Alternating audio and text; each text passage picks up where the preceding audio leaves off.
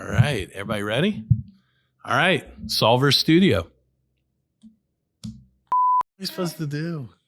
This is why I'm not an actor. Let's put the problem in the middle of the table and let's all bring our strengths and our backgrounds and our experiences to solve it. What worked, what didn't work, what can I do differently next time? The quality of life that we can improve for everybody, that's where we're getting better. Welcome to Solver Studio, and here we go. Today, we're lucky to have Kathleen Valenti, our Director of Learning and Development, and Mary Rafter, our Manager of Leadership Development, with us today to just talk about L&D, the department, but more importantly, how is this department aligning to the organization, the amount of changes that are going on in our company, and how do we support our people as we continue to evolve? So thank you both for being here. I appreciate it. I'm going to give you a super easy question to get this started, but speaking of learning, what was your favorite class in school? What was that class that got you out of bed and got you excited? I was a big nerd. I loved school, but I liked anything that had to do with storytelling or people. So history, language arts, sociology, psychology, all that stuff. All those classes I failed. Perfect. Good. Yeah. How about you, Kathleen? Not surprisingly, as I'm learning, Mary and I have a lot in common, but I also liked anything learning about people, psychology. I loved languages and just learning about different cultures. Those were my favorite things. Yeah, I think mine's probably pretty obvious. It was gym. Gym class was the class that I certainly, it was an outlet for me more than anything. That question brings up a great conversation just around learning environments. For me as a young child, classroom setting was not the most ideal state for me. If I could have been more hands-on, I think that's why science I probably, leaned to, because I was able to do the experiments. And then gym was an opportunity to be active and be outside. History, some of those classes, it was hard for me to connect with it. How is learning for you all in the different settings and how things have evolved to today? How do you see learning now in the environments that people are best equipped to learn? Yeah, I think for me, I wanted to be able to think about things and apply it to different scenarios and be able to ask questions and try things out and experiment through and apply it to life and think about how does that play into your own life. And that's what I think about learning today. I think people don't want to just read through and absorb information and be given facts and just be expected to remember those. I think it's a lot about kind of quick hits and how do you apply it, and it's more about doing than memorizing. I love that. And that's how we're approaching learning here at Aston Carter. I love that. How about you, Mary? Yeah, I feel the same way. I was always somebody who needed outlets too in order to be able to process. So, I dominated gym class too. I probably would have knocked you out in dodgeball, no doubt. But no, I think things are happening so fast now that there's learning moments and everything. And so when I was a kid, my parents always really pushed us to just be curious and go find learning. If you were interested in something, then lean into it. And so I think in an attempt over the years, for both kids and adults, we swung the pendulum because there was a lot of students like you back in the day that were just forced to sit behind a desk and memorize, and you got lost in the shuffle. And so the ownership of creating better learning environments that would impact all students got put on the teacher. But now we've almost taken away the responsibility of the learner to be disciplined to learn. So I think for us, it's really finding that balance of how much is too much for us to structure versus just creating the learning environment and allowing people to lean into curiosity and find the things that they need when they need it. It's, and it really brings you back to that question of what is the preferred learning method for not just us, but for the people that we lead. And I think it's an important question to ask because the assumption that everybody learns the same is a major assumption. That immersive training to be able to experience it, to do the work, but also learn the knowledge seems to be the way that we have kind of structured our training in the past. But I can also see it starting to evolve much quicker, especially around creating your own journey of training being at your own pace, at your own prioritization on where your gaps are. How have you all, what's the best way for you to learn? Is it through that classroom setting, that kind of at your own pace learning, or a combination of both? Just over the years, how have you best learned here? I think mine has evolved. So I think if you would have asked me a few years ago, I was just books, like consuming books, and then figuring out ways to apply it on my own. Now there's so many different learning modalities, from like how we consume it, but also how we then apply it. So, for me, I've leaned a lot more into short form, so like short podcasts, video casts, and then those things usually allow me to go dig deeper on the things I want to dig deeper on. So from how I intake information and learn, for me, that's where it's at right now. But I've also really leaned into some social learning. I don't know if everybody's familiar with things like Clubhouse, or Twitter has Twitter Spaces now, which is audio learning. So it kind of takes podcasts and adds the audience participation level. So it's kind of a little bit like talk radio used to be. Yeah. So you're bringing in not just the experts, but also the peers that are in the weeds doing it and learning from that. LinkedIn is actually piloting their version of it, which I think will be a game changer for us in L&D, but also our organization. So, but bringing it back to your original question, it's also about, our instructional designers are very in tune with the different types of learners. So every learning environment that we create, even if it's an e-learning or an instructor-led, we are accounting for the visual learners, the audio learners. So we're pulling a lot more audio-visual into our coursework, and making it just quick hits so people can grab it. That's great. How about you, Kathleen? Yeah, so something that I really like in terms of like a format or a modality is, so we just launched a skills and competency library in Degreed, where our team has built out kind of a pathway for each of the top 8 right now competencies. We're continuing to build on that. From a Korn Ferry perspective, with competencies there, the top 8 that have been searched most by our people. And so there's all different types of media there that you can kind of click through. It's curated content. There's videos, there's articles, there's all different ways that people can learn and build on those specific competencies based on the way that people like to learn and the varied methods for us to put information out there. Companies are trying to figure out how to be effective and efficient to meet their people where they are at the timeline that they need to be met. And so that's got to create an incredibly challenging and dynamic environment for you all to be proactive in development, but also to make sure that you don't get distracted with too many things and really focus on the core skills that are necessary. This world just seems to be moving so quickly. How does L&D stay either aligned to the changes that are happening, or is it even possible to get ahead of it? Which will bring me into kind of Aston Carter in the last couple of years of what we've felt. But just curious, the world is moving quick. How does L&D stay on path or get ahead of it? We talk about this a lot.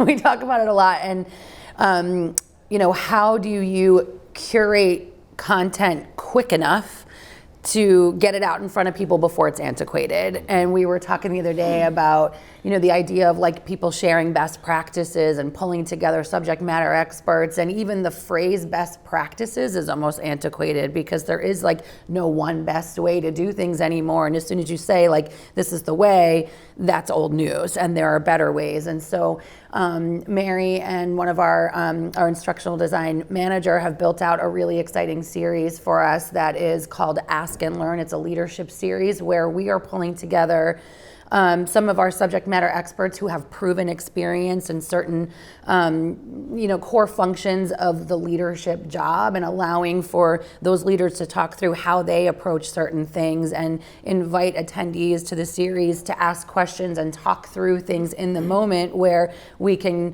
kind of have a learning moment in the moment for people, but also use that time to sort of analyze some gaps and where we might need to provide additional content and opportunities for people to learn. And so we can take that, build out, curated content around some of the gaps that we've recognized that we can fill in, but allowing for learning in the moment and doing a continuous series so that as we have new tools and new resources and the world continues to change, we can keep up with those times. Yeah, I think I wrote down a note just as you were talking, and maybe Mary, you can add some context here.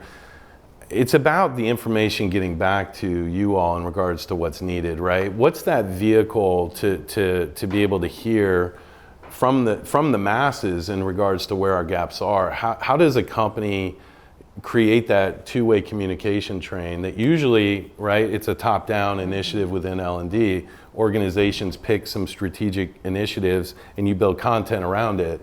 What I'm hearing you say is how do we reach that recruiter or that new hire or that seller that just started selling, and how do we understand where their gaps are based on their development up to that point? How do we get that information back to us in an effective way? I mean, that's something that we're still trying to work out, right? Sure. And we're experimenting with a lot of things. The Ask and Learn series is one of them.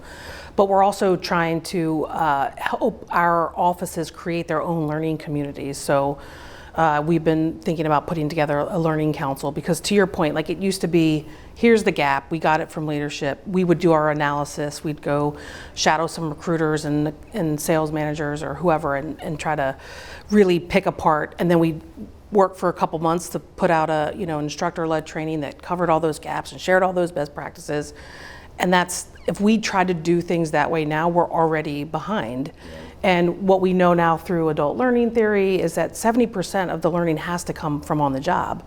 Well, as a facilitator, I don't sit on the job with you, right? So my job now is to help you be more self-aware, help you be more self-reflective, to understand for yourself what's working for me, what's not working for me, and to share those effective practices within your own communities and then filter it up through us. So shared learning and peer-to-peer learning and more of that authentic engagement versus a forced engagement.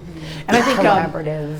I mean, we're facing the same thing. Like every single clubhouse room I've sat in on leadership development, which is and learning and development, which has been a lot in the last year, and every blog post you read, where every company is facing the same challenge, which is, can the pace of learning keep up with the pace of change? Yeah.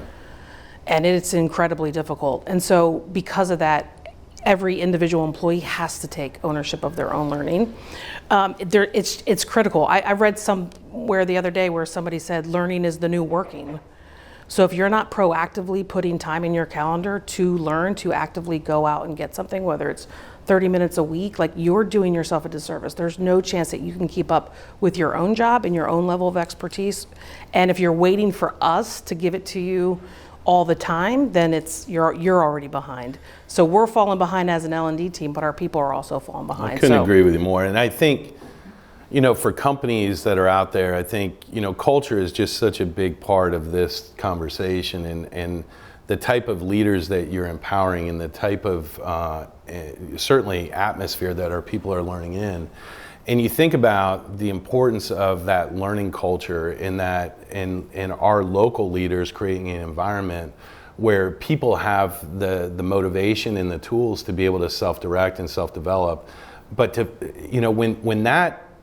there's a tipping point, in my opinion, when a couple of people start to do that and they start to get their development and they start to progress their career, it's almost like it becomes contagious, that culture now starts to really crave that learning, more importantly, the ability to apply it very quickly. What's curious is, and this has probably been the biggest topic since becoming Aston Carter in a lot of ways, when we split our three companies up to get much more focused on our industries, one of the things that we didn't, I think, take into consideration was just how much our training had been a generalist approach to a large company. Talk about just the responsibility of making that migration. I feel like it's probably one of the most undervalued of all the shifts that we did. I think people maybe underestimate the difficulties that we had in creating that Aston Carter specific learning environment. Give us a bit of just a glimpse of what you've been through. Mary, probably you specifically, since you've been kind of the tip of the spear of this shift, and have to really carry the responsibility of making sure our people got the development they needed. Yeah, so we, when we first shifted, it was just like, oh, we'll just brand change everything, right? And it was just like, just we'll just new logo or new cool colors, Right.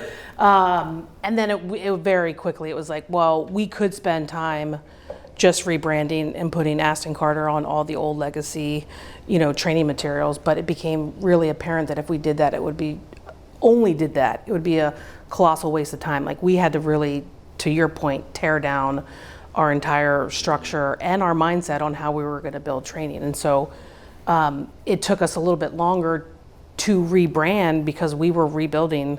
I mean, we picked apart every single training that we did, from all the instructor-led to all the e-learnings, and we were focused on a couple of things, which were the building blocks to hopefully help us keep up at least with the pace of change. So a couple of things that we focused on was, obviously we had to rebrand, but all of our old training, even our self-paced e-learnings, and even the structure that we provided leaders in the field to onboard their own people, was all based really on very task-specific, role-specific training, which was great. It got people doing the tasks, but those tasks, with the evolution of digital transformation and technology, those tasks are changing every day. So what we really had to do was do a skill assessment, and where as an organization are we lacking skill-wise, and we need to make sure that when we're building things, even though they're task and role specific, they're really hitting the baseline skill. So for example, things like, how do we get our people more curious? Skills like asking good questions. I mean, that being able to ask a question as a recruiter, as a sales manager, as an L&D, as a coach, as a leader, like that can evolve with you with your career. And so we have to get people asking good questions. We have to get people listening better. We have to get people being more proactive, learning how to be disciplined in planning and prep, being more self-aware. So every single one of the trainings that we put together, we're trying to build those underlying skills so that if the task itself change or even the roles change, our people still have a baseline to work off of. So we had to also set it up so it was based on skill. So in the old days, we would build a training, and if something changed in that role or new technology, we'd have to scrap the whole thing and start over. Yeah, not effective. Now we have them broken up into these skills, so we can now pick out pieces. So as we evolve, as our roles change, we can now, as an L&D team, just go in and say, okay, well, this piece no longer fits, and we need to add this piece in, or we need to re-swizzle things that way. So, that's all what we've been doing the last few years, is really making sure that we're structuring things in a way that we can change quickly. That takes a lot of time to build out, and that's where what I love about going back to culture is just how our subject matter experts within Aston Carter are so passionate about helping us build these things. The issue isn't getting people in the room, the issue is just probably getting the resources to be able to build it. Yeah, because there's groups that are doing it. So like Right. in our East region, I mean, they're hosting their own lunch and learns, and what I love about them is every time they do something, they're sharing it back with us. So we've been able to pick apart. They did a few months ago a really great lunch and learn with their VP on LinkedIn and effective use of using LinkedIn for recruiting and for building contacts. And we picked apart that lunch and learn that they did. We created a podcast out of it. We have video clips that we use. We created a one-page resource, and now it sits in all of our recruiter training. And so that was something that group did socially on their own, to pull in their peer group to say, who's doing it really well? Let's share those practices. Who's getting stuck? Where are you getting stuck? And it provided this really great moment for the East region that now we took. So we need our people to do more of that to help us get the content to the masses. If you were, Kathleen, as a new leader over this department and having so much experience in the field and seeing a lot of our gaps and feeling some of that pressure around the ever-changing industry and certainly the economy and how people buy or use our services, how has that experience helped with this role and setting up a much more dynamic L&D partnership? Yeah, so I think that one of the things I loved most about my previous role in working in strategic sales and traveling the country and working with many of our partners within Aston Carter or Legacy Aerotech out in all of our field offices is learning from those people and the way that they do things and the way that our customers buy, the way that our talent wants to be engaged, and knowing that we do have so many resources internally, like Mary said, and being able to say, okay, now let's find a way to kind of collaborate and partner and almost create like wiki learning type opportunities where we can pull in those resources to share. Like we're doing great things like Mary shared in the East region through that LinkedIn, lunch and learn. How do we take that information and serve as a conduit within L&D to get that out to all the masses? We are working through kind of a work stream where we are going to pull in all the subject matter experts that are out in the field that work in different practices and have experience in different markets to say, you know, how do those customers like to be engaged? What's the right way for us to partner with them? Who within those customers should we be working with to help solve their business pains? And so working with those sales teams and with our recruiters who have this sort of like historic and inherent knowledge that continues to grow around how our talent wants to be engaged and how we can best partner with them to find them the right opportunity. So kind of dividing and conquering and pulling in those experts within each practice, and then building out that practice-based content that then will continue to evolve and grow in partnership with those experts in the field. That's great. I think one of the best things about our culture is that we love to help our people grow. And so many of our people are just willing to kind of stop everything and help sit down and chair up and talk through an issue that someone's having, or talk through where they want to go in their career, and then help find resources for them and advocate for them in order to get them there. So I say one of the best things that you can do to really own your development is to make connections, to talk to people, to share what you're learning, to share what you think your strengths are and where you need some help, to share what you're seeing in the organization and where you might want to go, to ask people about their job and their opportunity and how they got there and how they created a space for themselves. And I'm someone who's been really lucky to have been vocal about what I'd like to do and where I think I can add value, and have people give me an opportunity to create, you know, new roles. I've piloted new jobs for the company, and to just be able to say, I think I can add some value here. I think that I can help. I think I've got some strengths. I've got some opportunities to grow, but help me get there. And everyone has been willing to jump in and help. So I say, you know, kind of just open yourself up to relationships and to be vulnerable and share where you need some support. And I mean, everyone's willing to help. Yeah, I heard you say a couple of things there that I think are really important for the audience to really take note of. And one of them is, you have to be intentional about your development. You can't, it's not going to be through osmosis. You've got to be an active participant in your development and the development of the organization. And so, you know, if career progression and skill progression is something that you're passionate about, you've got to make a contract. And I think a lot of times that contract comes in the form of an individual development plan that you and your leader establish that identifies skill gaps and a plan to evolve them. And I think a lot of times as a young employee in this organization, I had a lot of leaders that approached it with very direct kind of leadership tactics and told me where I needed to be developed. But that stopped after a while. And after a while, it became my journey to figure out, to be self-aware enough to know where those gaps were and work with my leader to get the appropriate development. I come back to the word that we tend to use a lot in the DE&I space around advocacy. And I think you have to advocate for yourself. You have to put yourself in a position for engagement and for development. So I love what you said about there's plenty of people here that are willing to teach.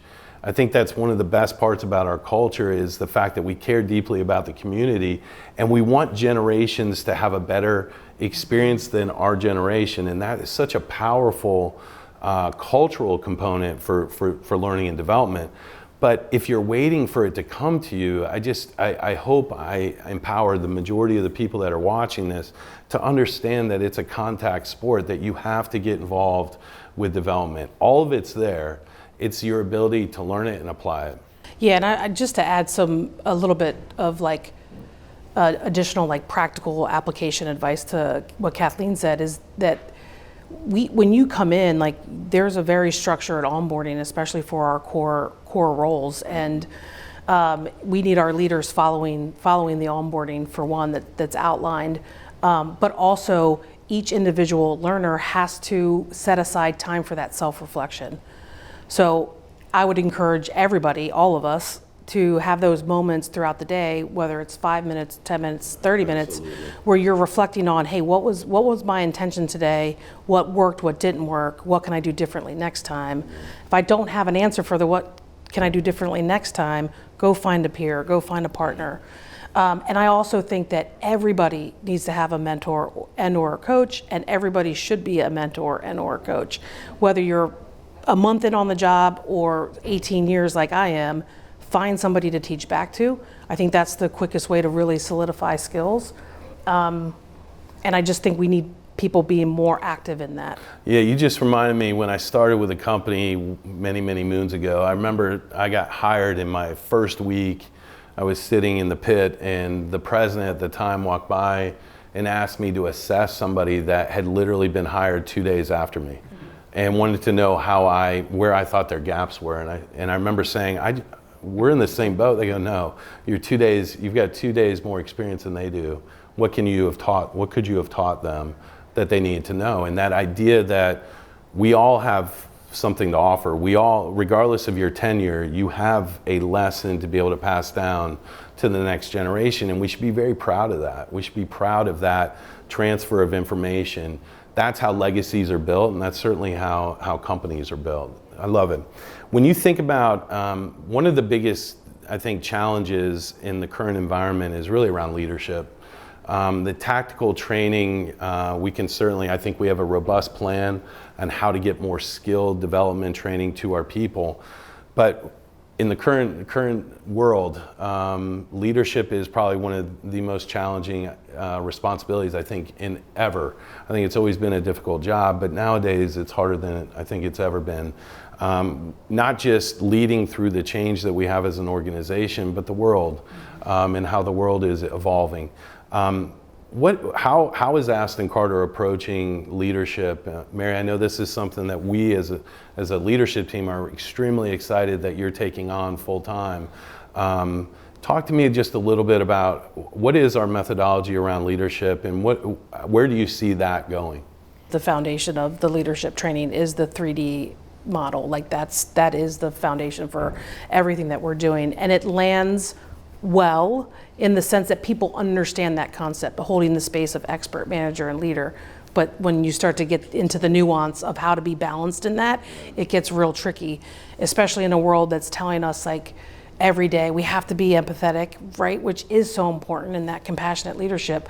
But then how also do you drive results and have to be not necessarily the disciplinarian, but be is more the word accountable. that's right? Yeah, hold your people accountable and really be empathetic, but still push them to achieve. And that's very difficult. And that's where our leaders are getting the most hung up. The key thing I think to remember is three-dimensional leadership is very much about those three very individual behaviors.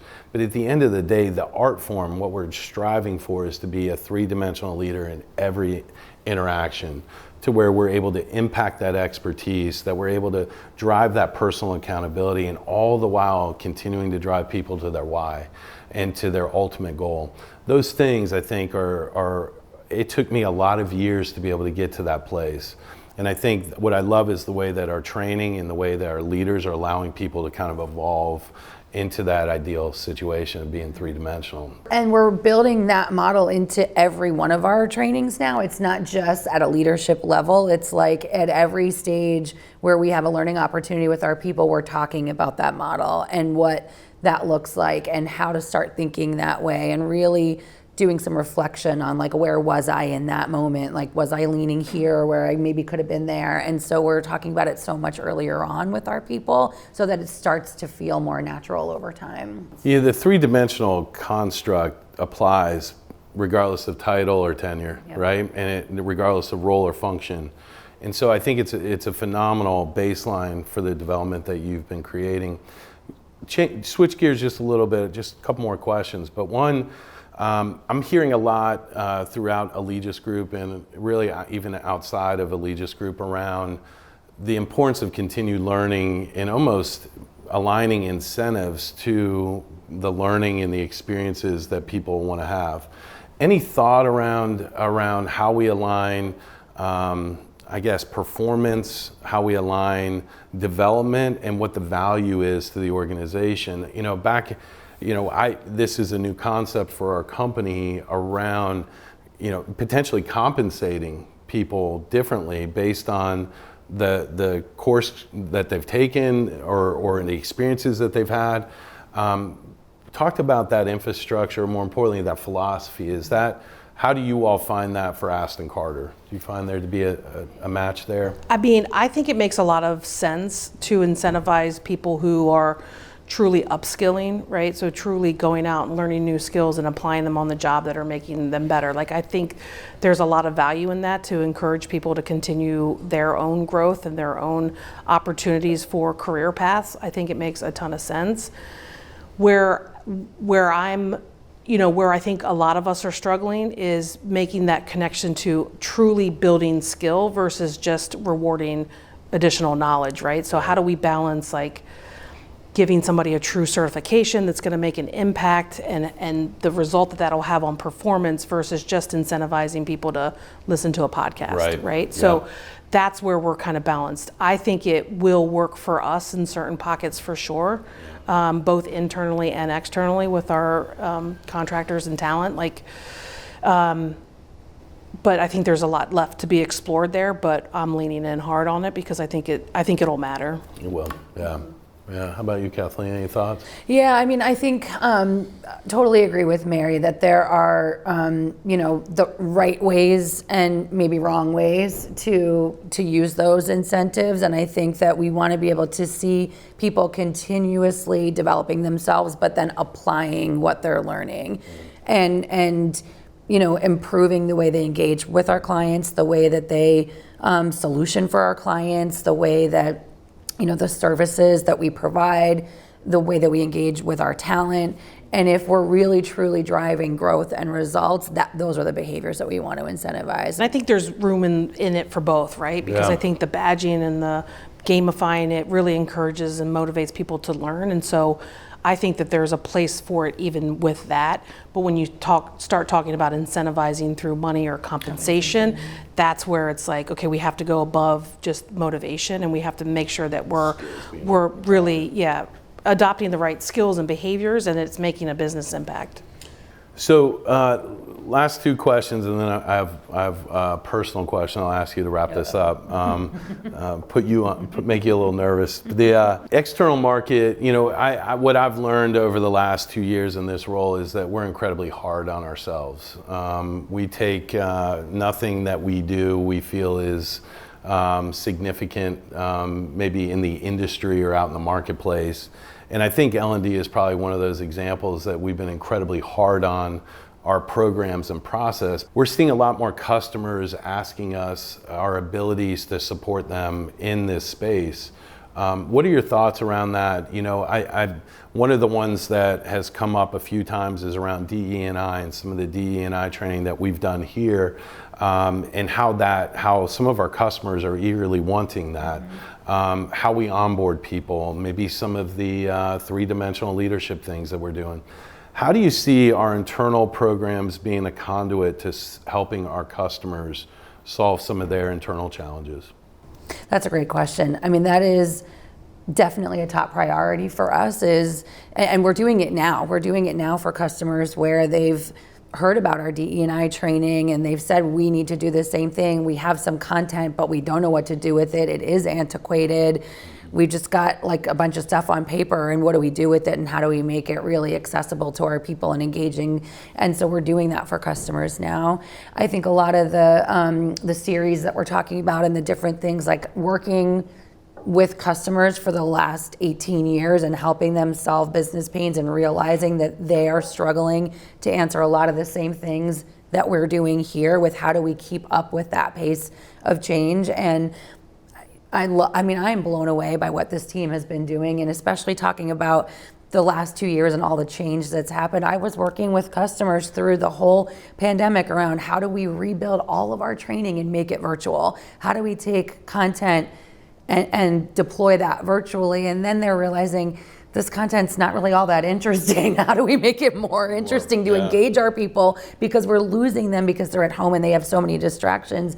So hearing and seeing all that this team has done in the last 2 years in the face of changing technology, the changing world, everything's virtual, we're splitting, like rebranding, we're talking practice space, we're talking creating new roles, creating new opportunities, changing the face of how we do business as a company, and all that this team's done to really lead through that and to give better opportunities for our people to learn. We want to do that for our customers, and we are today, but we want to continue to build on that. We've got now instructional designers that are their sole focus is to build what we're doing for our clients. I love that. Let me ask you specifically, when you look at, for those people out in the field that are maybe interacting with customers that are bringing up this topic, any advice on how to engage those customers, good questions to ask, to just validate? Yeah, I mean, I don't think it's any different advice than you would give really any of our sellers in front of clients, which is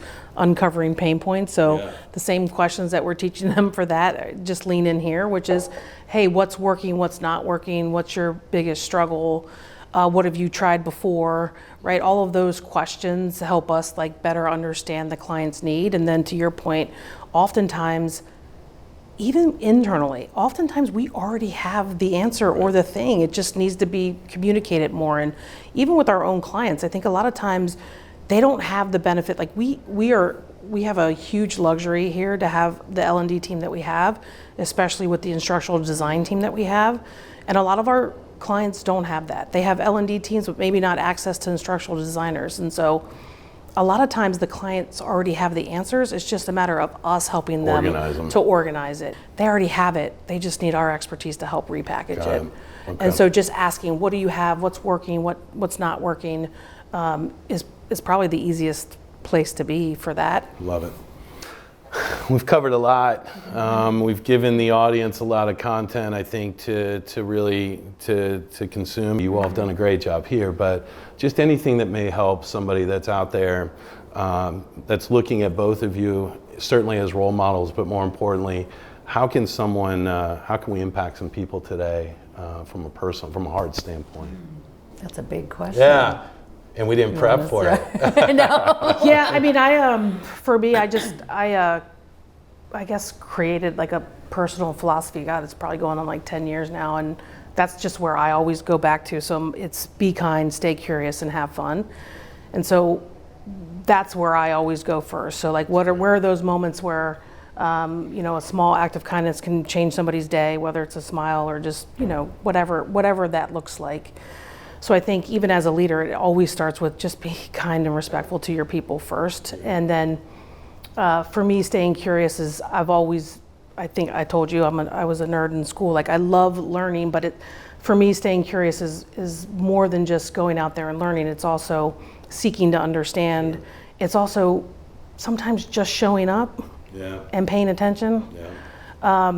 And so that's advice I give people a lot is like, just shut up and pay attention. Like just show up, shut up, and pay attention.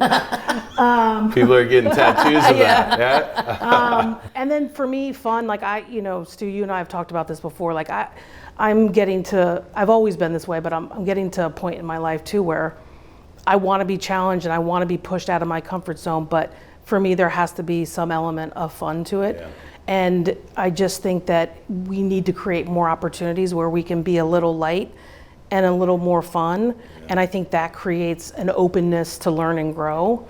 When everything's so tense, it's hard to weed through all the complications and to simplify things when you're just in your head. And so I think that those moments of levity are important, not just for our own mental health, but also to create an atmosphere where we can learn and grow. Well, you excel and shine on that one. You bring a tremendous amount of fun to my world and to this campus. So thank you. Kathleen? I have a sign in my office that is a saying that my grandfather used to say when he would drop us all off to school in the morning, and it's have fun, learn a lot, keep smiling, and don't slam the door. And it is kind of like a family sort of legacy that same thing. I think having fun in everything you do and creating a sense of community and an environment where you can be really open and honest and provide feedback, ask for help. I talked earlier about how important it is for me to kind of pay it forward to people that are looking for development, or I get probably, every other day a phone call from someone saying, I want to be a leader in this company. I want to do more for the organization. I need some advice on how to get there, and especially from women in the organization. And I love taking those calls and talking through, where are you at? Where do you need to grow? How can we find the right, mentors for you? How can you advocate for yourself and also find advocates and coach those advocates on what you need from them, and really kind of telling them what you want them to say when they're in the room and you're not, so that you're represented the way that you want to be and that you're living up to that. So career coaching, career development are things that I'm really passionate about, because I had men and women who did that for me my whole career from day one. And I just am so appreciative of that. And I feel like we've got an opportunity to do that for 1,500 people in our organization. So just, again, like I can't help myself but adding just like the other piece of advice I would give somebody is just the practical skill is like figuring out ways you can be more proactive. And to me, that means getting really good at planning and preparing, and getting really good at the back end self-reflection and adjustments. So if that's it, like get disciplined with those two things, and I think so much else will follow after that. I love that. For the people, my final words for us all is that, learning and development is optional in many ways. An organization can create these programs and put them in place, but it's really the individual's ability to absorb it and to prioritize it and to make it part of their identity. I didn't graduate from college, and so I had a real big insecurity about whether or not I was going to be enough here, which kind of worked to my advantage, because what it did was it put me in a place of consistently learning, and more importantly, taking a lot of personal responsibility on where I was getting that development. I felt it was my responsibility to learn the industry. The company could provide me the basics, but for me to get a competitive edge internally and externally, it was that work that I did outside of it. And so I hope that the people that are listening to this, one, understand how committed we are as an organization to creating a learning culture and to create a learning environment and to give you access to some of the best tools and resources that are out there. But I also want to empower all of you to take this personal, to take your development and understand the competitive edge that's created both internally and externally, and the obligation we have to each other in the community to continue to raise this standard of what our base understanding of our industry, certainly our processes, our systems, and ultimately those leadership behaviors that really make this place special. Learning is optional if you allow it. And my hope is through conversations like this and the impacts that our training is happening, that people start to lean in a little bit more and maybe more importantly, take on a personal charter to be the best version of themselves with the tools that we provide and access to information outside of here. So thank you very much for your time.